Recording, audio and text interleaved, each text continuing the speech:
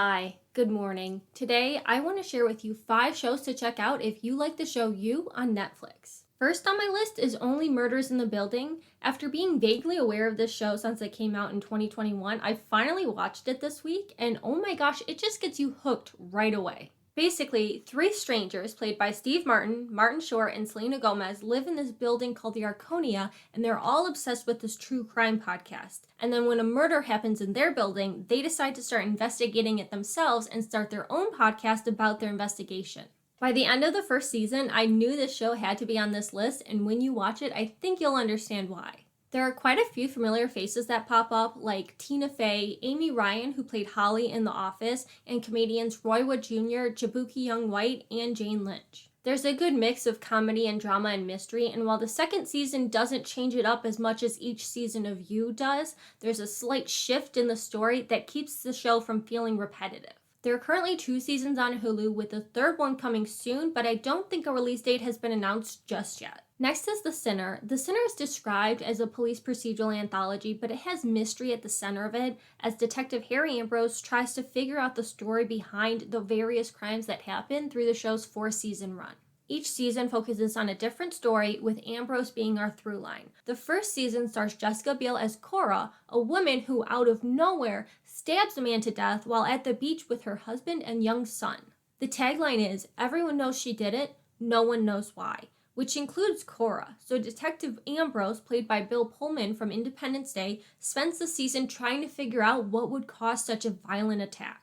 The second season follows Ambrose as he investigates the murder of a couple who were found dead in a motel in his hometown. In the third season, Detective Ambrose looks into the suspicious death of a man involved in a car accident. And finally, in the 4th and final season, the retired detective tries to uncover the circumstances around the death of a local girl after he witnesses her apparent suicide. The show's much more serious in tone, but it's really intriguing. It's a great anthology series with all 4 seasons currently streaming on Netflix. And personally, if I had to rank the seasons, I'd say Season 1, Season 3, Season 4, and then Season 2. My next recommendation is Cruel Summer. Freeform's biggest hit since Pretty Little Liars, Cruel Summer is a teen drama thriller that first aired in the summer of 2021 and is currently available on Hulu. It tells a complete story through its first season, which takes place over the course of 3 years, with each episode showing the events that happen on the same day across the years of 1993, 1994, and 1995. The story focuses on 2 girls, Kate, who goes missing one summer, and Jeanette, who practically steps into Kate's life after her disappearance,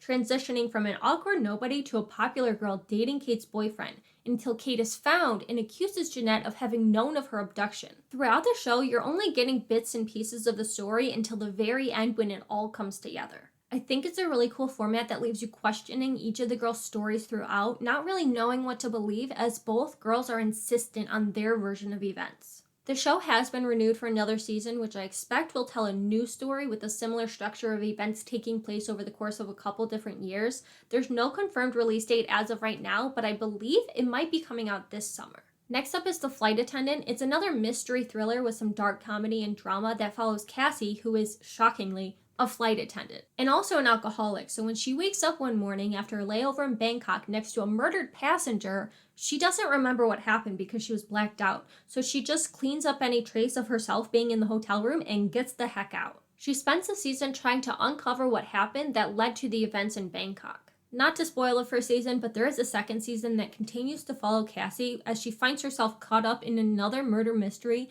after she spots her doppelganger while on a layover in Berlin. It's another show that pulls you in and keeps you watching as you try to unravel the mystery along with Cassie. Unfortunately, there doesn't seem to be any news on Season 3 at the moment, but the first 2 seasons are available on HBO Max. Finally, I want to recommend Fleabag, which is a comedy drama starring Phoebe Waller-Bridge as the main character who's never actually named. She frequently turns to us, the audience, breaking the fourth wall to make a sarcastic remark or share with us her inner thoughts. She's flawed and messy, and we just get to tag along as she tries to navigate through life.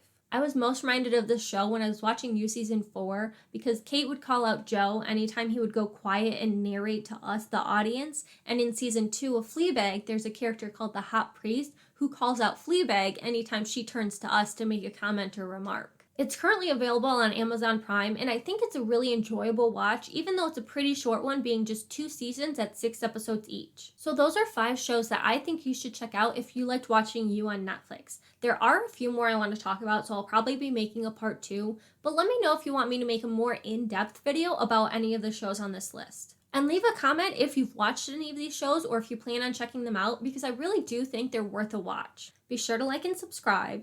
Please and thank you. Bye.